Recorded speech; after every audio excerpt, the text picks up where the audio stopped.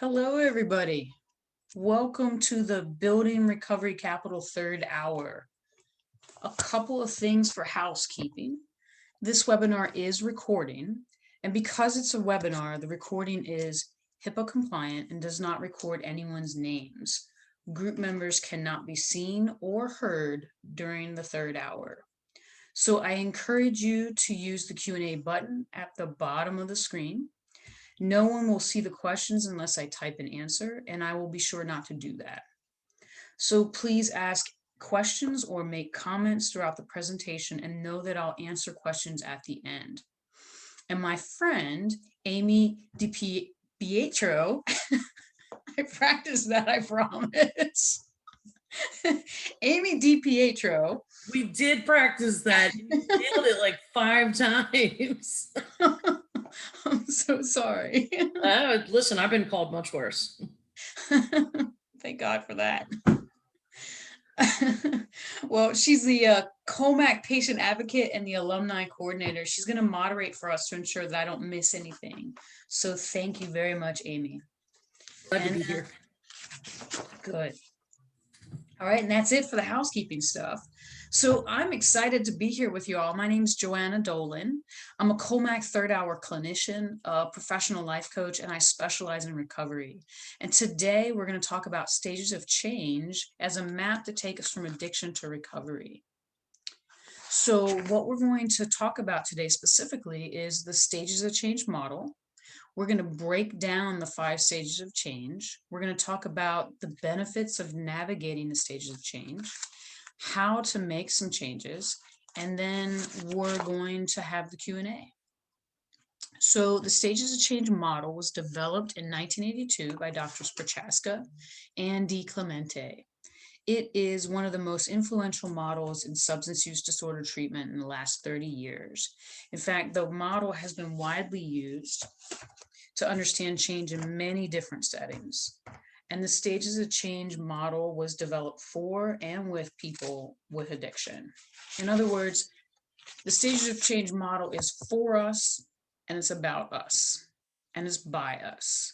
So in a nutshell, the 5 stages of change represent different emotional, cognitive, and behavioral tasks of recovery, which help people pace themselves as they transform for lasting change. So that you guys can see what it looks like, this is what we're talking about. So we enter the stages of change at pre-contemplation right up here at the top. At this point, we're not yet thinking about stopping using. And once we complete this stage, we move on to contemplation. We enter the circle here. And contemplation is where we start to think about making a change.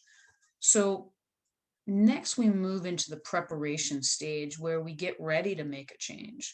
And you can see on the picture that I borrowed from my partners over at R1, from preparation, we take action. We do things. We do things like we seek treatment, we attend recovery groups, we engage in counseling, and it's in this stage that we actually stop using. So from action, we move into maintenance, where we're maintaining our new lifestyle and behavior, and we're following a recovery program. And as we become more rooted in that progress, we move on to the next part of our lives that we wish to improve upon. So as you can see from the picture, the model is cyclical. It's not linear. So in other words, we think that change happens along this like upward straight line, but in actuality, what it does is it makes a lot of spirals as we continue to move up. So along this stage of change model, sometimes people cycle back or they regress from advanced stages to previous ones. However, we rarely, if ever, go back to pre-contemplation.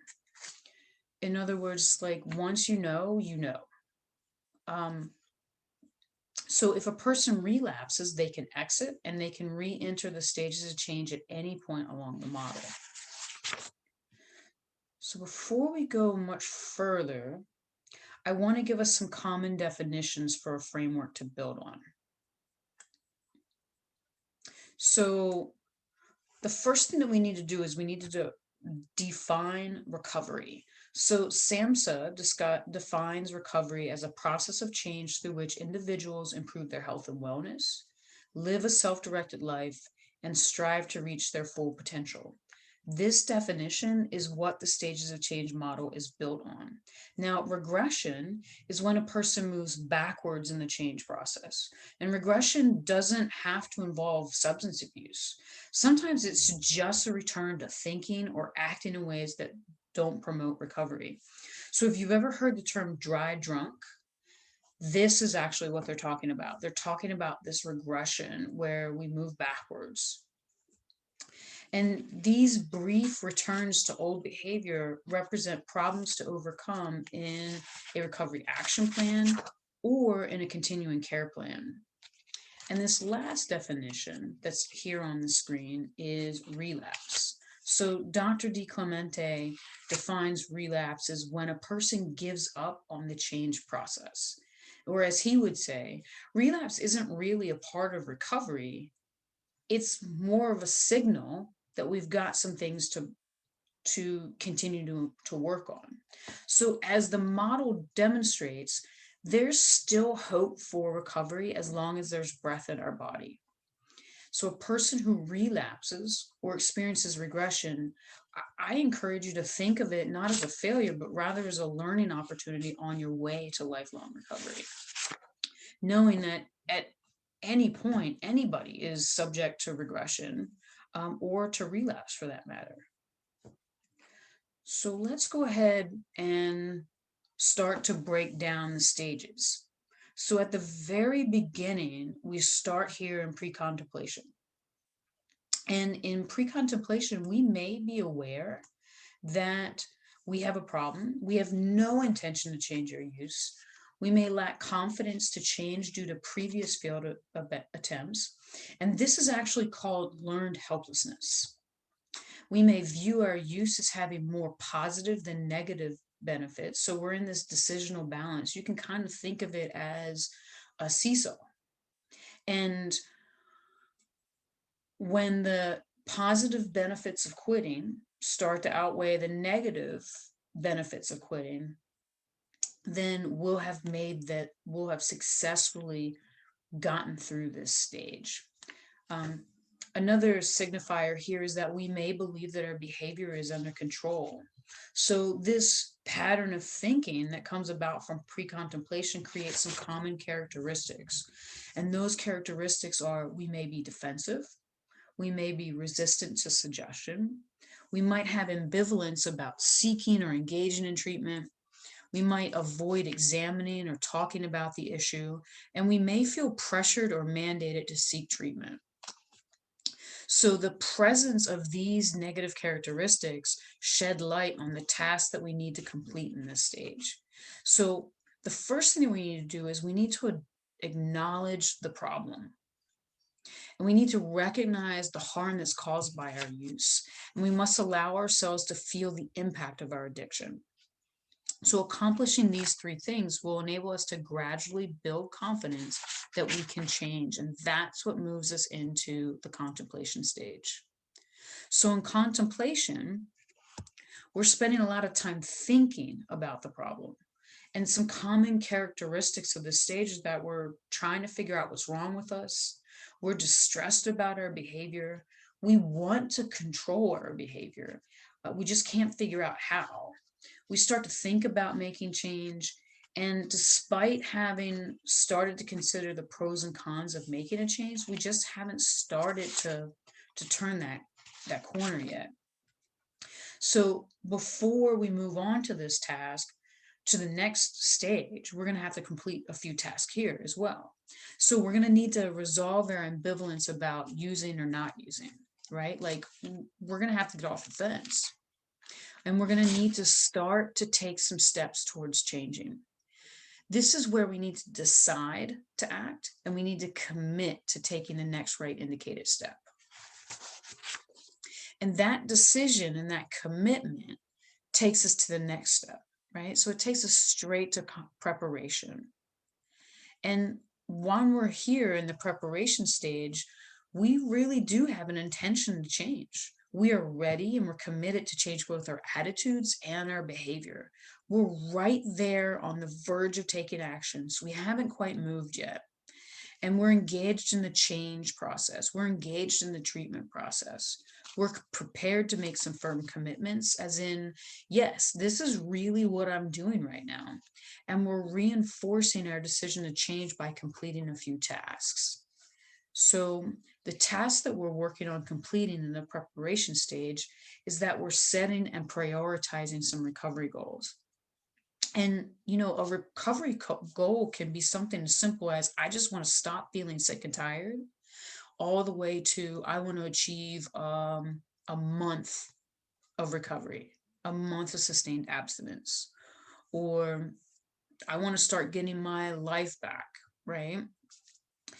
Those very simple goals are enough to get ourselves started and moving in the right direction. And then we want to prioritize that, right? So we're going to create a recovery plan of action that's going to help us to meet our goals. And we're also going to continue to actively self-regulate. So while we're in this preparation stage, we're planning to quit, but we probably haven't put our drug of no choice all the way down yet. So as we move through the preparation stage, it takes us straight into action. And this is where we actively begin to make a change. So here we are absolutely committed to change and we're involved in the recovery process, right? So that means that we're the ones picking up the phone and calling our accountability partner, or going to a meeting, or calling our therapist, bringing up new ideas or new concepts in our group therapy sessions, where we start to pick up and start to learn a little bit more information. So we're motivated here and we're making efforts to change our behavior and our environment. And this is the stage that typically lasts about an average of 6 months in people working to change substance use. So this action stage here and this timeline on it, this helps to explain why it is widely thought that we need to have a continuum of care for people in early recovery, because we know that it takes a 6-month period once someone's gotten into action to make the change more lasting. So while we're in this stage, there's some tasks that we need to complete, right? So we need to continue to develop the belief that we can accomplish our goals by meeting smaller daily goals. So those smaller daily goals could be something as simple as getting through the day, or it could be something as monumental as getting through a holiday. It could be something like picking up the phone and calling someone when we have an urge to use, or it could be something like picking up the phone when someone else calls us because they are seeking help themselves. And the interesting thing about this section, this task, is that we get to celebrate our accomplishments by sharing them with others. So as we go through with the actions, what we're doing is we're starting to refine our recovery goals as we reveal more of who we are in recovery, right? We're not going to exit this stage of change model the exact same person that we came into it as, right? So we're going to become more wholehearted. We're going to become more trusting of ourselves. We probably will have a degree of integrity that we didn't have before. And all of those things are going to start to shift things. And, when I say integrity, I don't just mean honesty. I mean that we have started to join together the parts of ourselves that had separated themselves. So we will start to act in ways that we my friend Kathy would say it this way: we say what we mean what we say, we just don't say it mean. And that place of meaning what we say and doing what we say we're going to do because we are committed to it, that's a place of integrity, right? Where my thoughts and my actions and my feelings all start to line up. So this stage takes about 6 months of actively applying behavior change methods, new ideas, and attitudes to move forward into the maintenance stage. So once we've arrived at the maintenance stage, we've made some changes. We're working on sustaining the change. We're investing our focus on avoiding relapses and learning new skills and new habits and new rituals around living a recovered lifestyle. So we've made the change. We're working on sustaining the change. We're working on strengthening the change, right? We're investing our focus on avoiding relapse. We have less frequent urges to use. And because we have less frequent urges to use, we may start to feel anxiety and fear around relapse and high risk situations. So the tasks that we are working to complete in this stage are that we need to think about where we need to grow next in order to provide ourselves with the foundation to outgrow our fears and our anxieties. This pre-thinking opens up a new cycle of stages of change for us, which brings us full circle to the definition of recovery from the start of today's third hour, in which recovery is a process of change through which individuals improve their health and wellness, live a self-directed life, and strive to reach their full potential, which means that we're never going to stop learning, growing, and contributing. And now we get to prioritize what comes next. So this is why it's important to stay connected to the recovery professionals that we work with, right? As we stay connected to those professionals, they're going to help us to decide, like, is the anxiety that I feel a function of not burning off enough energy, and would an exercise regimen help me? Or is it a function of some unresolved work, some unresolved mental wellness concerns that I need to take a look at? And would I benefit from working with a counselor? Or is it a function of something else? Is it a function of getting prepared for living the life that I now live and needing to develop more skills? Or is it a function of possibly the foods that I eat, and the other things that I have turned to in the absence of my drug of no choice? So because we've done the groundwork, we get to start to reap the benefits of navigating those stages of change. And we have promise that when we go through the stages of change again, because this is what's required of us, we're going to be able to enjoy the benefits, right? So the benefits could be things like discovering and following through on our life purpose. It could be having peace and serenity in our lives.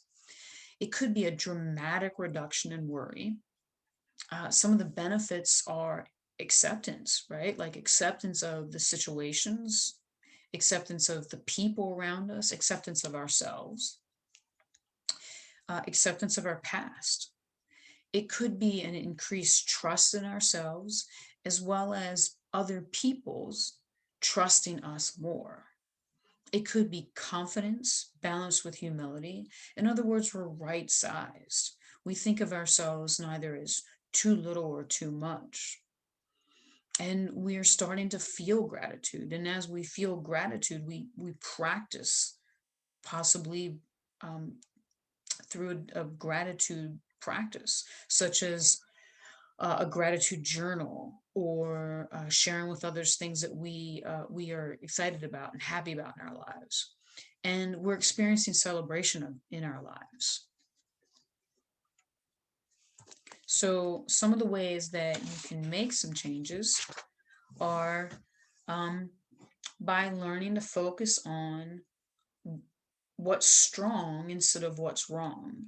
And in order to do that, we connect with counselors and coaches who can help us to create a strategy that works for us to help us to move through the stages of change. We can join a recovery fellowship like AA or NA or SMART or Refuge or one of the many others. We can make use of learning tools like those offered at the Hazelden bookstore. We can use resources like R1's discovery cards, and we can watch videos like the Rock and Doc series on the Kolmac website. We can expand our social circle by making new recovery friends and by engaging in hobbies. Like maybe you like to go hiking. Now's a good time to join a hiking group. Maybe you enjoy learning, or maybe you thought that at some point you wanted to go back to school. Maybe now's the time, after you've made it through the stage of change, right? Like give it a year to work through this. But after you're thinking about all the things that you want to do, maybe going to school is the right way for you to expand your social circle. Maybe doing a sports. There's many recovery-based sports teams and workout programs that you can join that would help you to expand your social circle as well. And most importantly, we're taking a journey of self-discovery and we're beginning to enjoy the benefits of recovery. So to wrap it all up, the number one takeaway is that when you understand the path that's in front of you, it makes the journey a little bit more pleasant and a lot less scary. So if you can trust the journey along the stages of change, you're going to become a new person with a new life built on new habits and attitudes that are going to support you in your long-term recovery and put a stop to the cycle of addiction. All right. So, Amy, what questions do we have? Right now, we have no questions in the queue.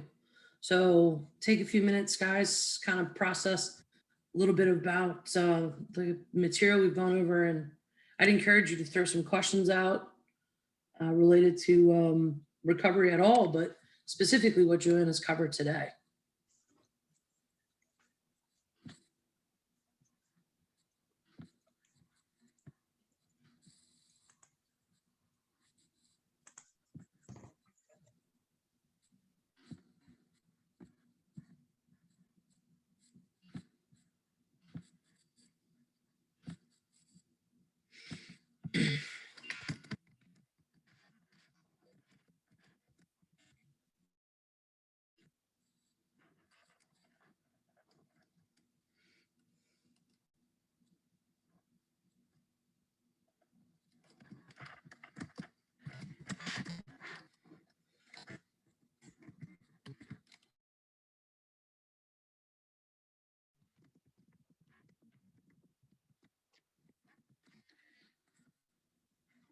Okay. Got a question for you, Joanna. Ready? Yep. What can I do if I am struggling with ambivalence about total sobriety? So that's a good question. Which actually what I would do if I was struggling with ambivalence about total sobriety is that I would ask myself a few questions, right? Because we know that when we ask questions, we get better answers. So this is an awesome question, first off. And what I would say is, like, first off, who told you you needed total sobriety, right? And I would ask myself, like, the next question I would ask myself is,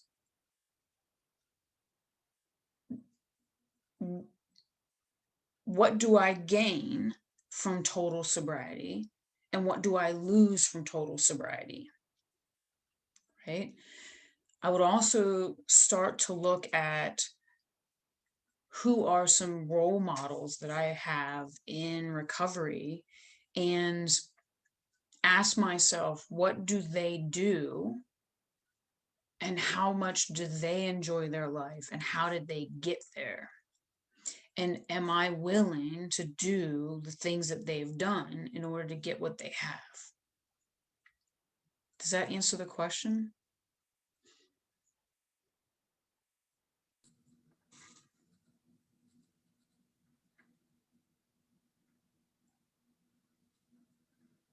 I'm gonna wait a few seconds here and just let the person that asked the question type in and see if that was what they were looking for. In the meantime, I'm gonna go to the next item. If you think you're already in action, what do you think? Well, I think we're all in action already. You just explained how we got there. Oh, maybe that's just a statement. I don't think I'm reading it wrong. Another question coming through though. If you're recovering not from one substance of no choice, but an addictive personality, where you get addicted, for example, to new medicines or behaviors that were never on your radar before, how does that change what we have learned today?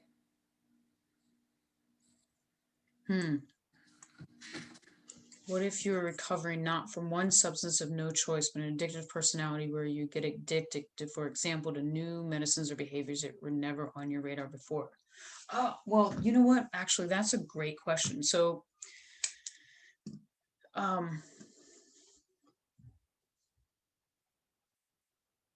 I love this question. So, I would say that there is no such thing as an addictive personality. And here's why I say that is that we have addictive physiologies, right? Like our bodies become addicted, and we also we become addicted to processes, right? So we become, and by addicted I mean we become reliant on them. And DiClemente would say it the same way, right? He would say that if an addiction is a process of becoming overly reliant on something that solves your problems. When it becomes a problem is when it's maladaptive, right? In other words, it creates more problems than what it solves. So if you use something, if you're using a medicine and it's not serving you and you're using it against, doctor orders, then that's not helpful. So you would go back through the stages of change in much the same way, and you would work with a counselor and your recovery community in order to be able to move past it. Behaviors that were never on your radar before is also another opportunity to go back through the stages of change model to change those behaviors.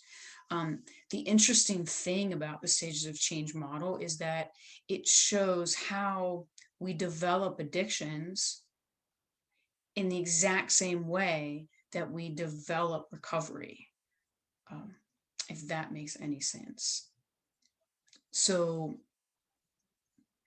I would say that it doesn't change anything. Does that answer that? Or did that muddy the waters?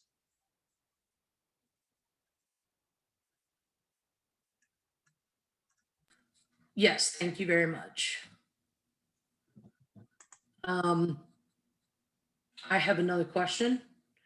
What you mentioned briefly or through your slides that not to act too soon, right? Like working yourself through the stages of change, give that year or so. Can you talk a little bit about why it's recommended for that?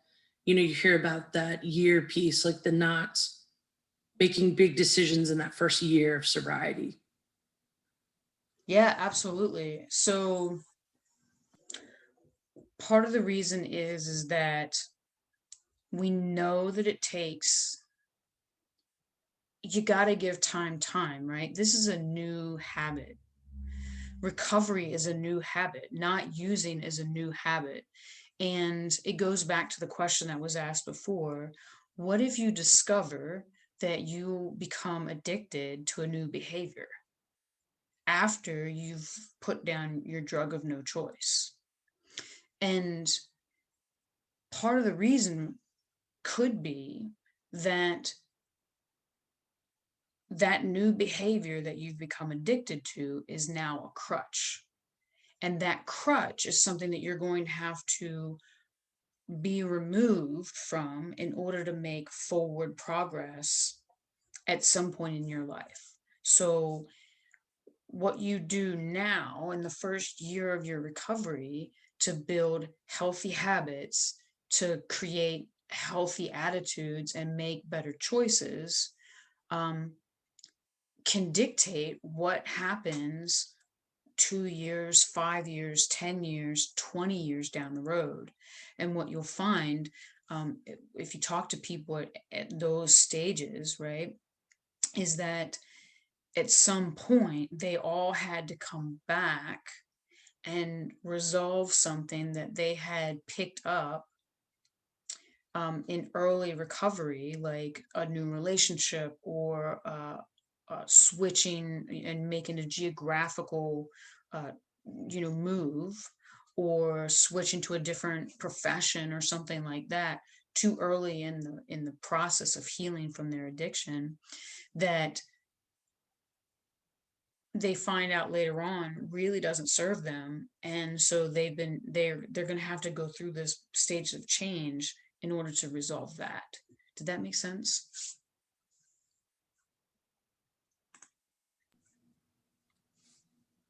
Yes.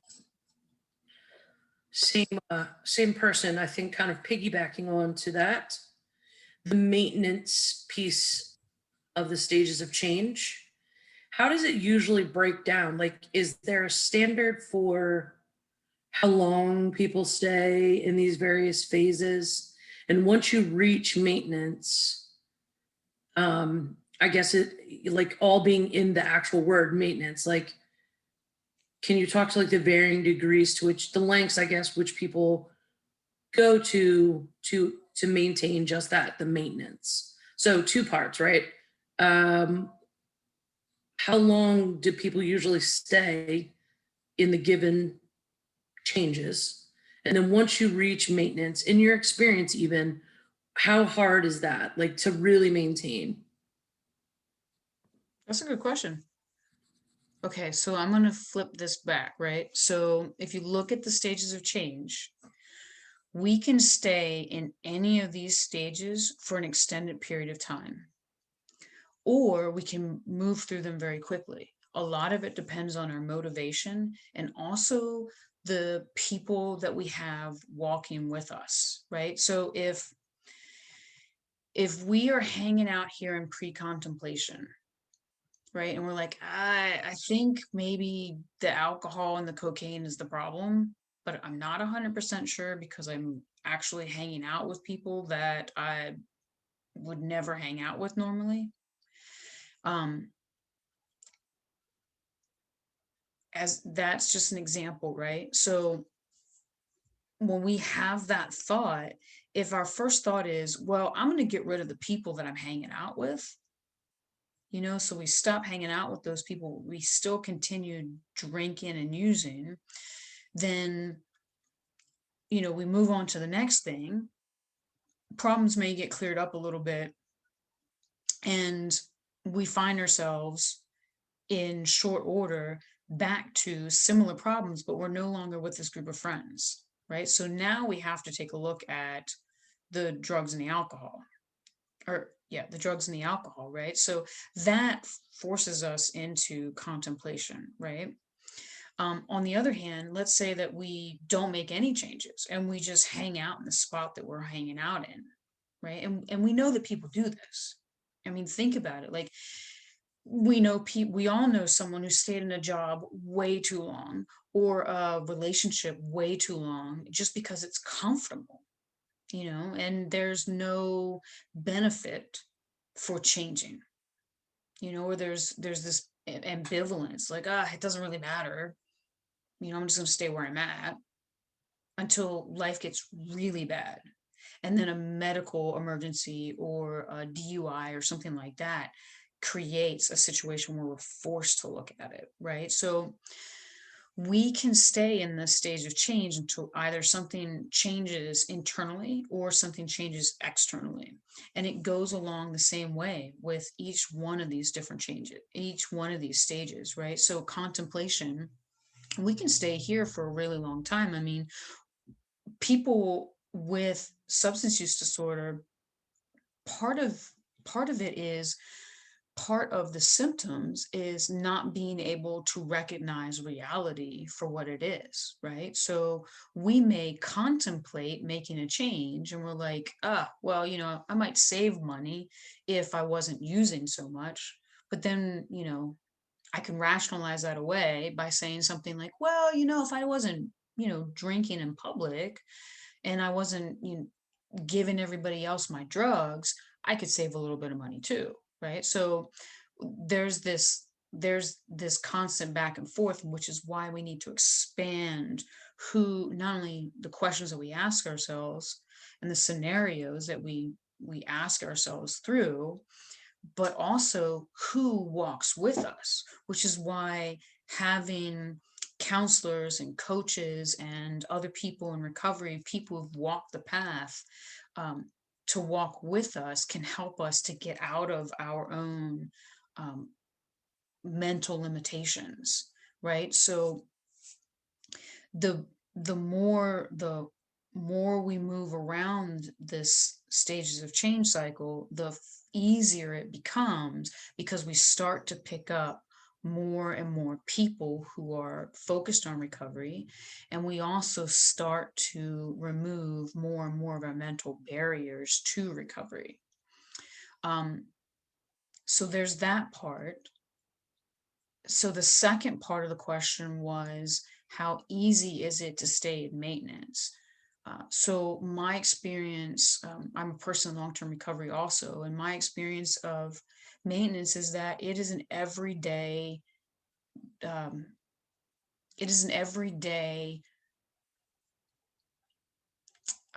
activity, right? Like, the first thing I do is,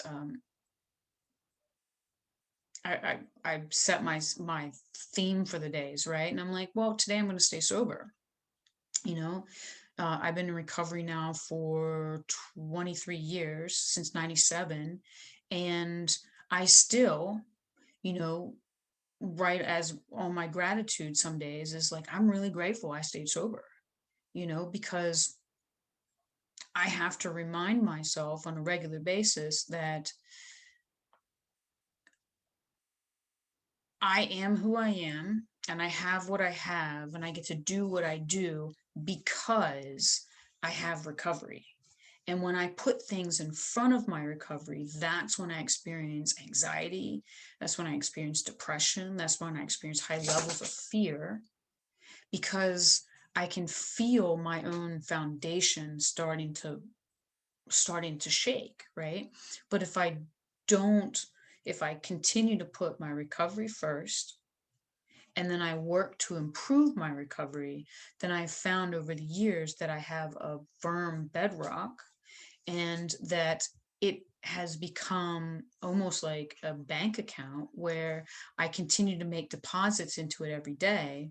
And on the days that I cannot put as much effort into it as what I used to do, or I would be accustomed to doing, I can draw on that you know, but I can only draw on that for so long without having to reinvest into my own recovery.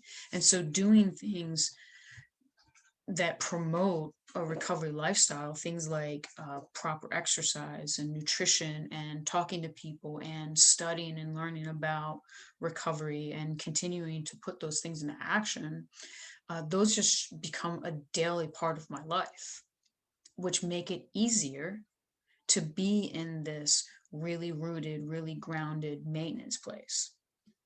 Did that answer the question?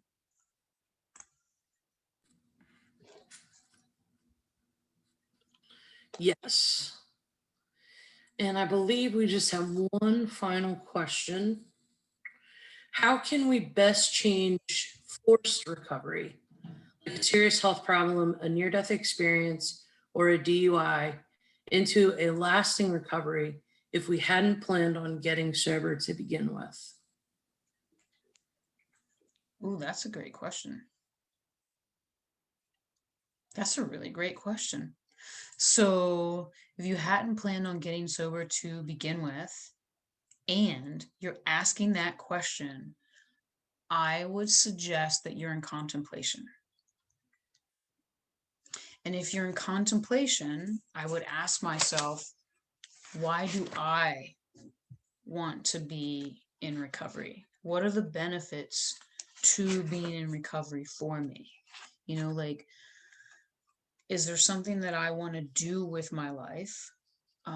Is there something that I want to, is there somebody that I want to be for somebody else that I can only be when I am in recovery, right? So if I can answer those questions, then that will help me to get into the mindset of moving into preparation. So there's this guy, Viktor Frankl, and he said that man can put up with almost any how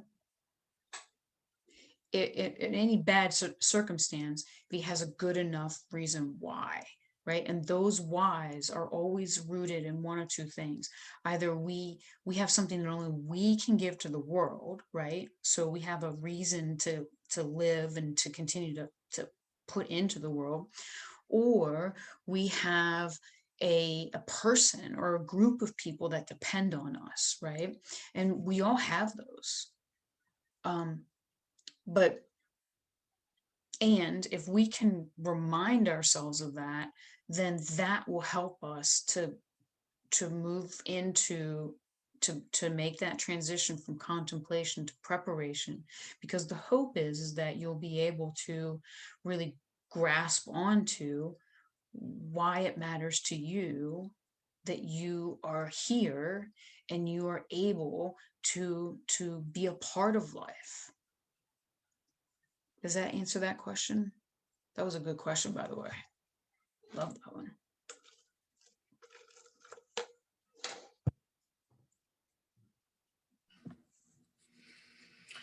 So at this time, we don't have any more questions. So give it just a few seconds here to see if anybody else has kind of a last minute thought they want to ask or share.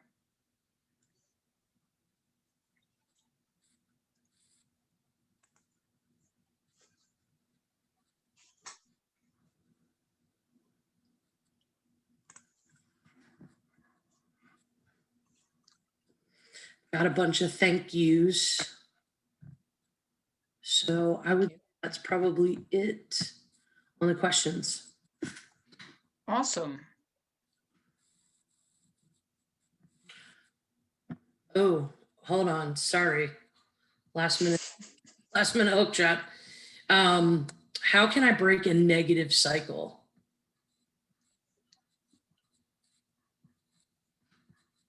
Same way. Same way. So I would ask myself, what am I getting from this negative cycle? You know, like, human beings are amazing creatures, you know, and I don't mean to talk about us as if we're like you know, I mean to talk about is in this with this tone of admiration, right? Like, we are amazing creatures in that we very rarely, if ever, do anything without good intention. Now whether other people perceive our intention as good, or not, isn't really the question, right? The question is, do I perceive my own actions as, starting from a place of good intention? And so thinking from that place of like, everything I do, I actually have good intention. It may not be a good way to reach it, right? So that brings into place the negative cycle. So I would ask myself, like, what am I trying to accomplish with this negative cycle? And if you can answer that, then the next step, right, is to go into this preparation of like, okay, well, I'm using this negative cycle to make me feel a certain way, right? Or to make me get a certain thing. And so how else could I feel this way that I want to feel? Or how else could I get this thing that I want to get without doing this negative cycle? And then that will give us a different set of answers, right? So that will give us the answer, that will give us like, oh, well, if I'm trying to get love, right? And I'm going from one person to the next person to the next person, and I'm not getting any love, but I'm getting a lot of connection. Well, maybe I should take a look at what I think love is, right? And redefine love to be something more lasting and solid than something that's fleeting, right? And so you keep going along the way and you keep asking yourself these questions, and you keep moving through each section of the stages of change, and you'll find that you create a new path, right? So the next, like, if I were continuing this metaphor, right, of, well, I'm looking for love, and I was looking for it in places that were kind of shallow, and now I need to look for it in places that are more, have more depth to it. It's my time. Things that have more depth to it, then I need to start thinking like, well, what does that mean? Like, where would I find a partner who is about life, who affirms life, who has depth, who, is someone that I can envision, spending a long time with, and not just moving from one person to the next, right? And so I would start to craft an answer, like, oh, I might find that person at X, and I might find that person at Y, right? And then I just keep following this path, right? Like, start putting into action some of these ideas, and keep building the new process of the new positive change, the new positive cycle. And eventually I'll find myself in this maintenance place where I'm like, oh yeah, I'm living with good positive purpose, and I'm enjoying myself, and I have love, and all these other things in my life. I'm able to give love, feel love, receive love. And you'll find that, having worked through this whole cycle like that, that you've broken it. And you may not even realize you've broken it if it wasn't for the fact that you were working with somebody else, and you were sharing those experiences and celebrating your achievements as you move through it. So did that answer that question?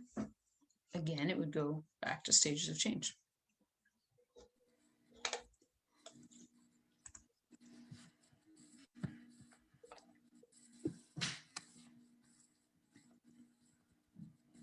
Yeah, I see that question.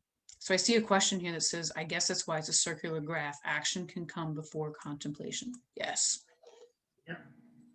Yep, absolutely. Like, we may put down, like, we might one day be like, I'm done, and we stop drinking.